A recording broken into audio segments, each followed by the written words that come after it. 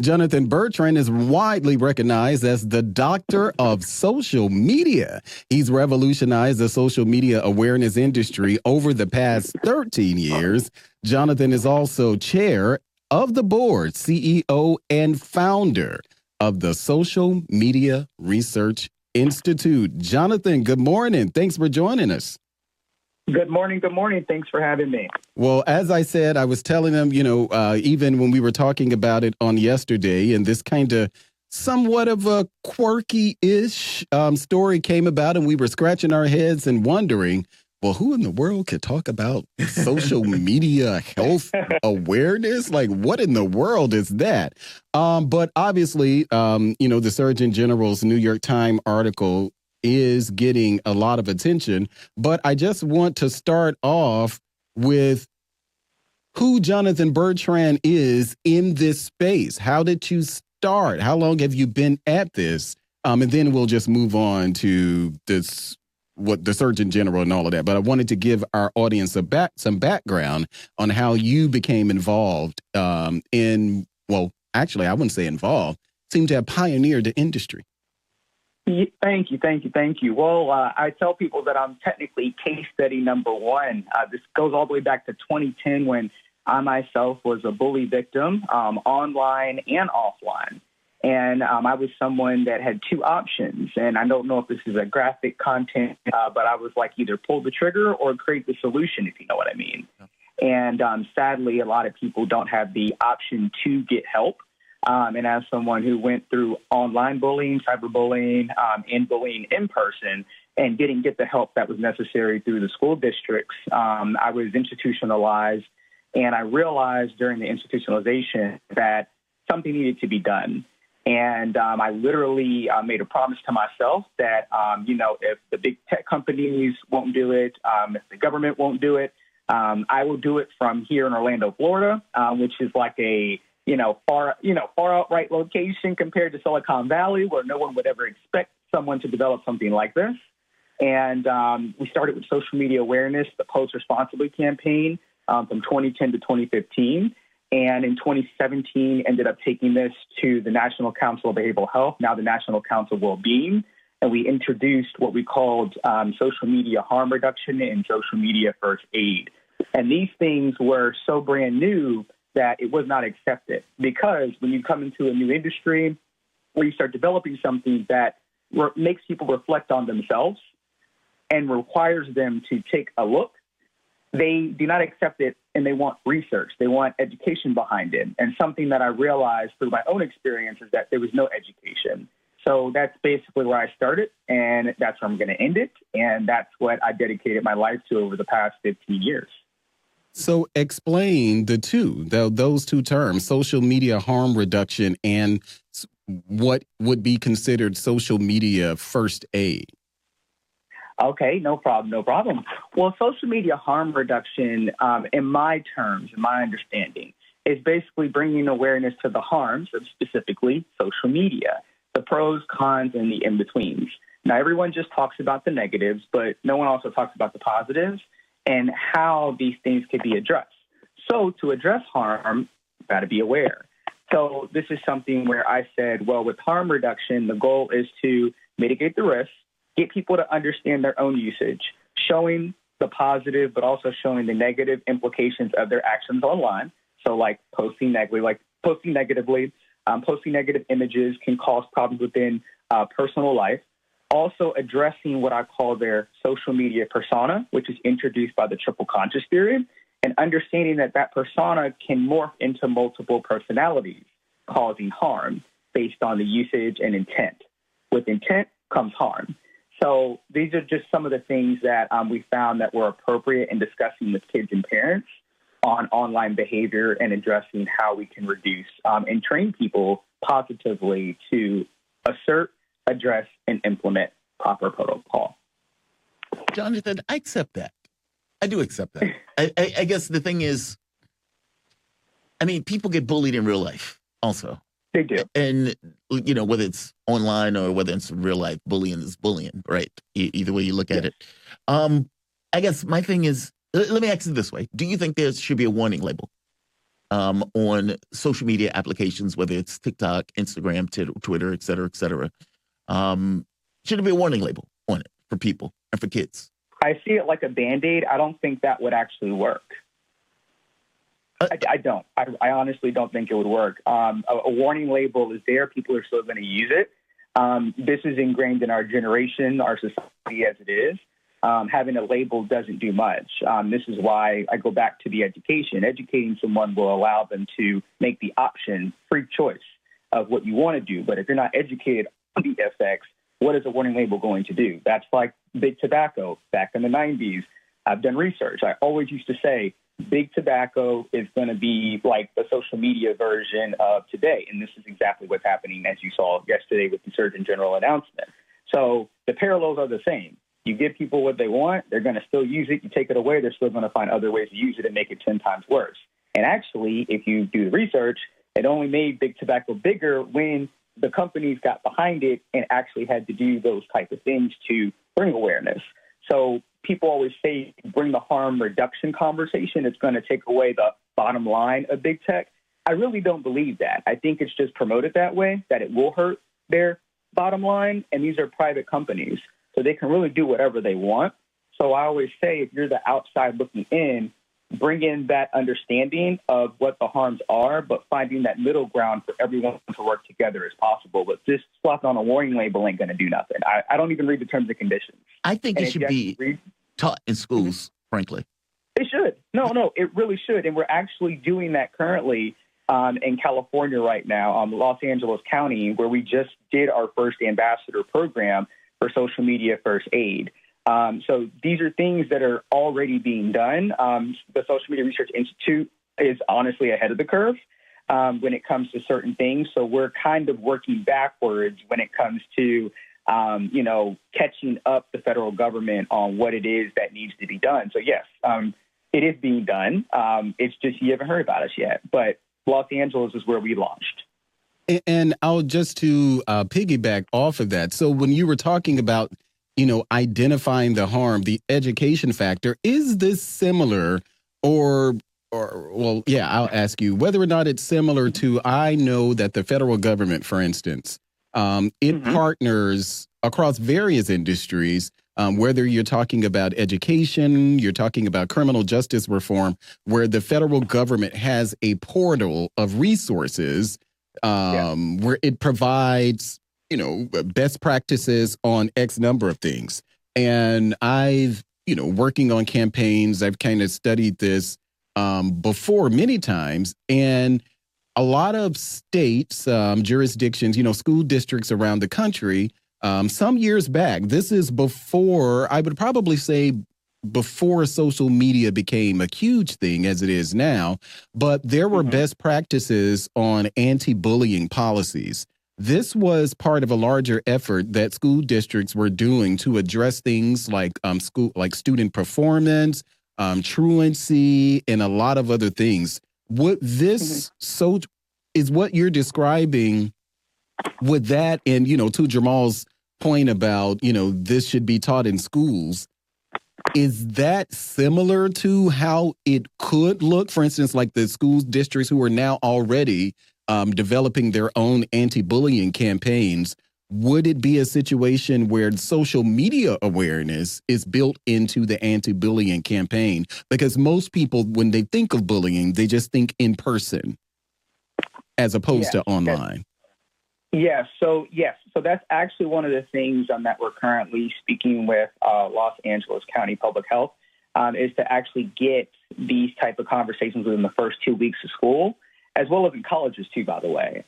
So not only for K through 12, but also colleges where, they do the enrollment process for the first 2 weeks. They go through, take documents home. Well, I was, saying years ago that this actually needs to be something that needs to be implemented, because it not only does checks and balances for the school, showing that they did have a social media harm reduction conversation, which would be considered social media first aid, a train the trainer model.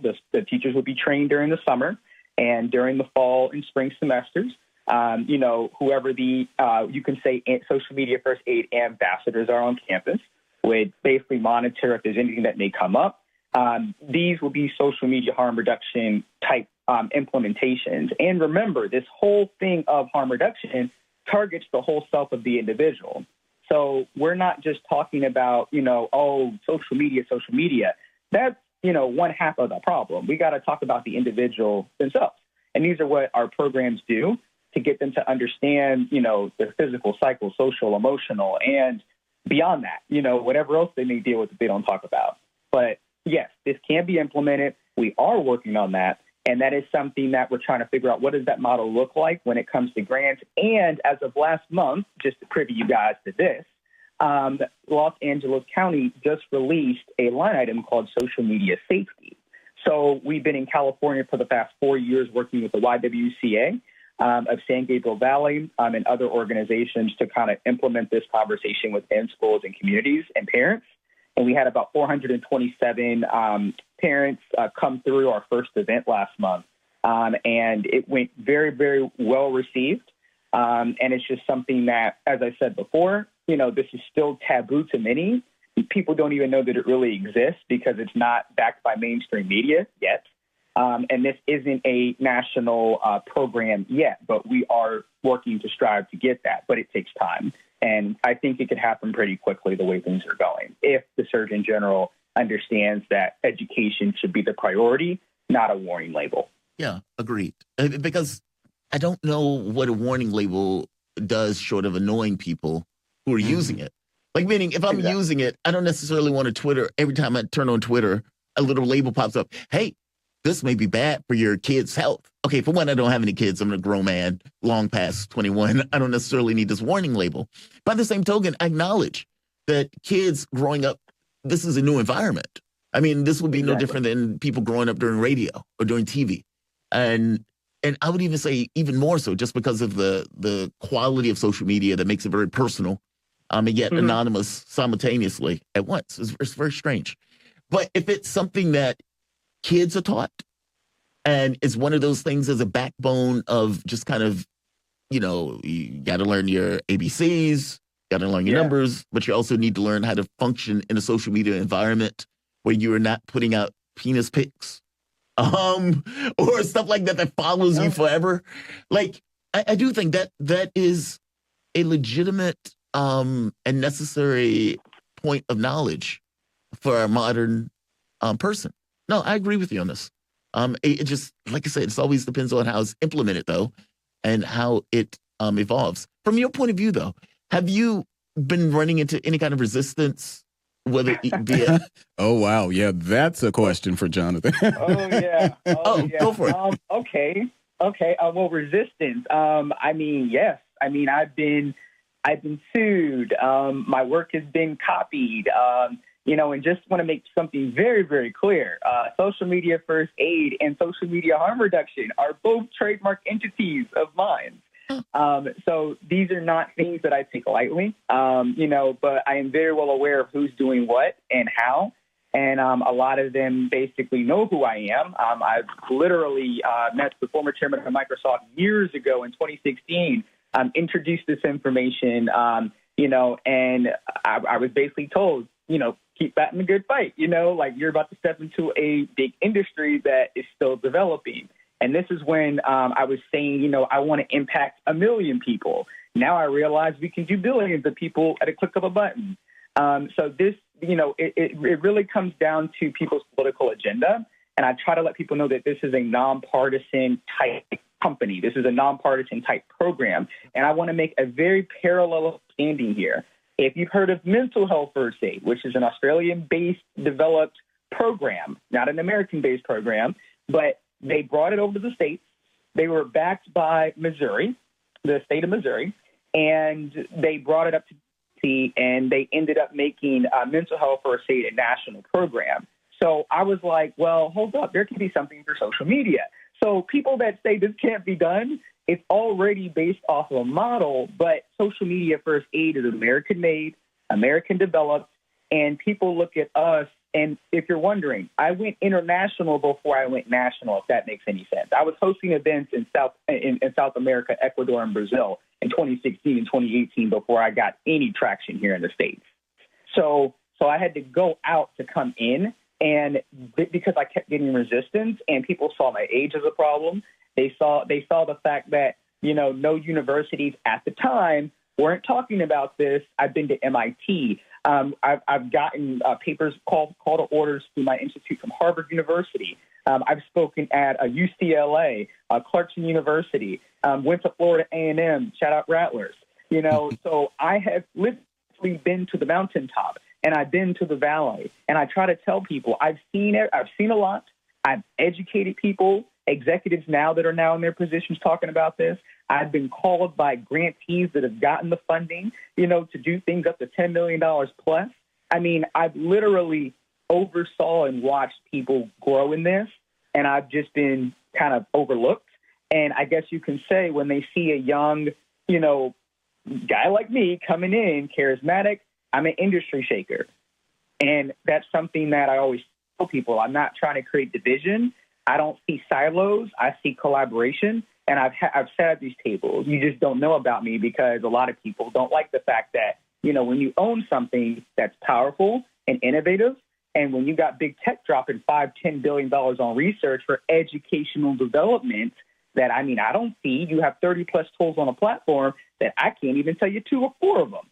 So I'm sitting back like, well, if one company's paying $5 billion for something and the federal government is only dropping, $10 million per organization or company, and they haven't really done much yet, launched yet, but I'm here already with public health departments, already with certain things, and I'm independently owned and operated with no investors.